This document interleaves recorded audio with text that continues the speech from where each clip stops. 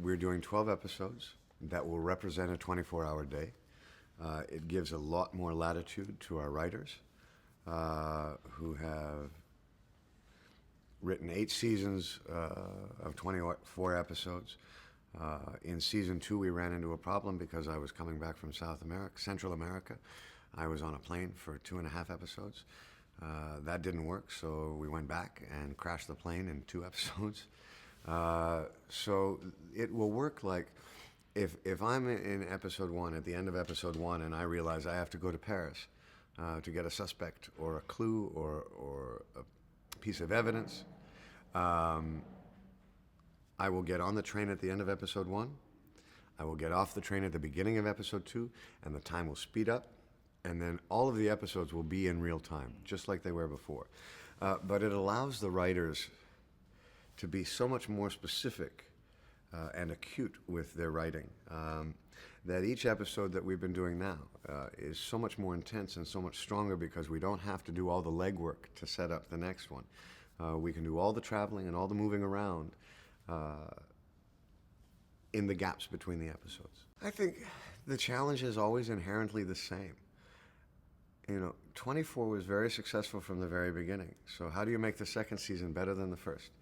How do you make the third season better than the second?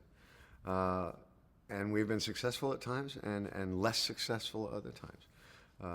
I've never felt we made a bad season of 24, but there were some seasons that just had very special ideas from the writers that were extraordinary. I think having the responsibility of doing 12 episodes compared to 24 is a big difference and a huge step in the right direction. We still have the same kind of very diverse political discussions within the context of the show.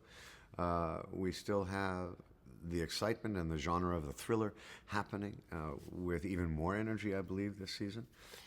And then for me as an actor, the character has continually evolved.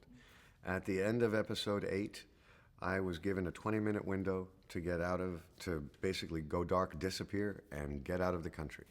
And I did. And my character has spent 4 years hiding in East Europe, only to resurface now to try and protect a threat against the President of the United States while visiting in Britain to talk to the Prime Minister.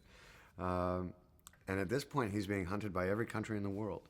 And he's angry and he's pissed off. He has not been able to go home. He cannot see his daughter. He cannot see his grandchildren. The woman that he had fallen in love with, Renee Walker, had been assassinated. He has never been able to tell his side of the story. And so for all of these reasons, he's a much harder character. And as he begins to reenact, kind of starts to deal with characters that are more familiar, like Chloe, Kim Raver's character, that rock that he's become starts to split apart. And so for that, I think the character for me has been very interesting to play, and I hope it is interesting for an audience to watch. Well, I think in large part for all of the reasons I just described.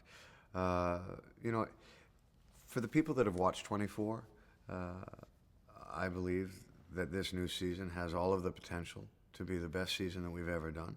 And for people that haven't watched 24, I think the characters are unbelievably interesting, and the structure of our show is the guy's going to have a bad day, and how is he going to deal with it? You can start watching it from this point.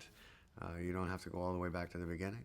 But it's having shot half the season so far, I feel very strongly that it's the best work that we've done to date, and I hope you enjoy it.